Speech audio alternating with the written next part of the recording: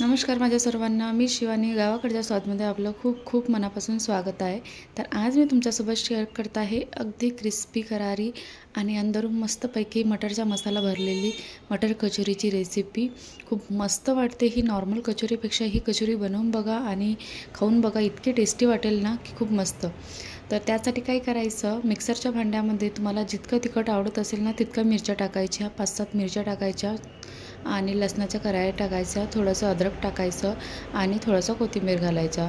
सोबतच 1 चम्मच जिरं, 1 चम्मच सूप, 1 चम्मच धनिया आणि थोडंसं ओवा टाकला तरी चालेल. यामध्ये तुम्ही काळी मिरीसुद्धा टाकू शकता आणि हे दरदरसं असं बारीक करून घ्यायचं आहे. नंतर कढाईमध्ये तेल टाकायचं, त्यामध्ये थोडंसं जिरं टाकायचं. बनवलेला हा जो दरदराचा मसाला आहे मिरच्याचा, तो सुद्धा त्यामध्ये टाकायचा आणि थोडीशी हिंग टाकायची आणि हे सर्व परतून घ्यायचं छानपैकी. आणि तुमच्याकडे अगर पालेकांदा असेल ना, तो सुद्धा तुम्ही टाकू शकता यामध्ये, किंवा नॉर्मल कांदासुद्धा टाकू शकता बारीक चिरून छानपैकी. आता पालेकांदा मिळत आहे म्हणून मी पालेकांदासुद्धा टाकला त्यामध्ये. आणि याला थोडंसं हाय फ्लेमवर ठेवायचं, हलकंसं हाय टू मिडियम फ्लेमवर, आणि परतून घ्यायचं. कांदा थोडासा मुरला की त्यामध्ये मसाले ॲड करायचे, जसं धनिया पावडर, लाल तिखट, हळद, गरम मसाला आणि जिरा पावडरसुद्धा टाकायचा असेल तर, आणि चवीनुसार मीठ टाकायचं. आता हे सर्व मसाले मिक्स करून घ्यायचे. आणि माझ्याकडे थोडासा कचोरीचा मसाला होता मागच्या टाईमचा, तर तो मी त्यामध्ये ॲड केला आणि थोडंसं आमचूर पावडरसुद्धा टाकलं. अगर तुम्हाला थोडंसं जास्त तिखट नाही आवडत असेल ना तर साखरेचे दाणेसुद्धा टाकू शकता यामध्ये. आणि 1 चम्मच बेसनसुद्धा मी त्यामध्ये ॲड केलं. बेसननी आणखी छान बाइंडिंग येते आणि खायला पण टेस्टी लागते.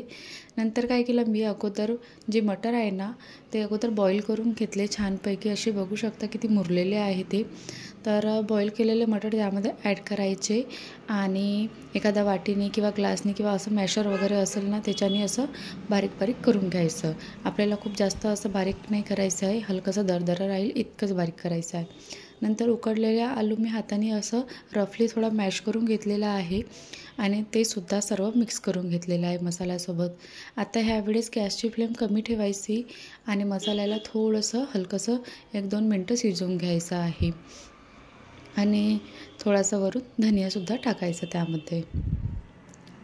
मसाला ऑलमोस्ट तयार झालेलाच आहे. याला थोडा वेळ आपण आणखी शिजू देऊ कमी आचेवर. गॅस बंद केली मी आणि हा जो मसाला आहे हा एका ताटामध्ये काढून घ्यायचा आहे. जोपर्यंत मसाला थंड होते तोपर्यंत मी 1 कप मैदा घेतलेला आहे. थोडासा आणखी घेतला, मसाला थोडा जास्त होता तर.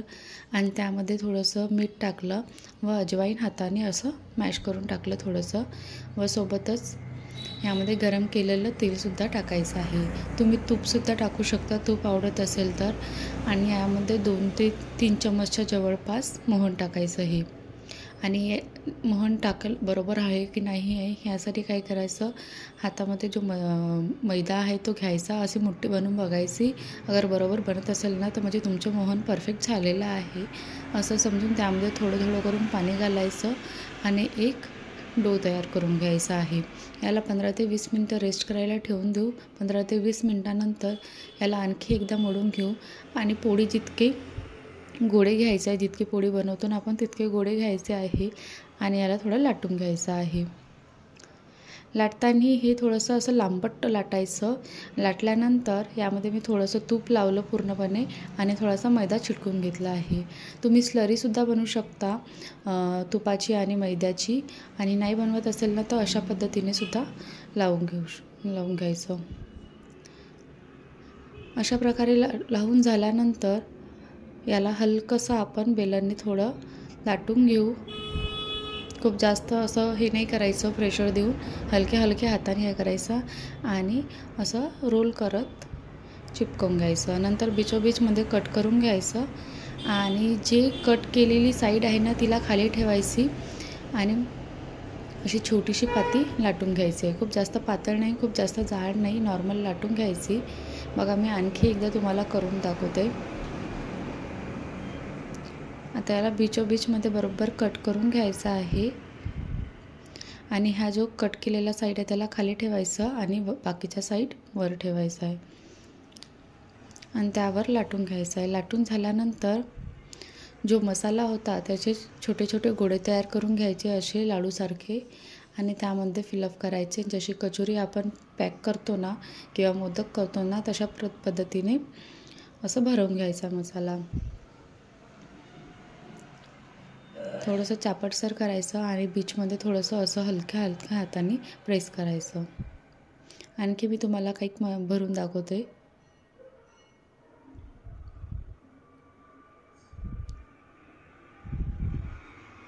अशा प्रकारे बाकीच्या पण कचोऱ्या भरून घ्यायच्या आणि मीडियम फ्लेमवर गरम केलेल्या तेलामध्ये फ्राय करायला ठेवून द्यायच्या. खूप जास्त हाय नाही ठेवायची ह्यावेळेस. कचोरी कधी पण फ्राय करतो ना तर गॅसची फ्लेम थोडीशी मीडियम टू लोच ठेवायची आणि थोडंसं अलटपलट करून यांना फ्राय करून घ्यायचं आहे. तुम्ही याचा डार्क ब्राऊन कलर होईपर्यंत पण फ्राय करू शकता, पण तितकं चांगलं नाही वाटत म्हणून थोडासा लाईट कलरच मी ठेवते. आणि अशा प्रकारे कचोऱ्या फ्राय करून घेतलेल्या आहे. उरलेल्या बाकीच्या कचोऱ्यासुद्धा मी फ्राय करून घेते. इतक्या मस्त वाटते ना खायला की बाजारची जी कचोरी असते ना तिच्यापेक्षा ही कचोरी एकदा तरी बनवून बघा, खूप मस्त वाटते.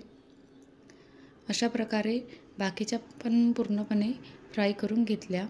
तोडून दाखवते तुम्हाला किती क्रिस्पी झालेली आहे आणि किती मस्त वाटत आहे मसाला पण त्यामधला.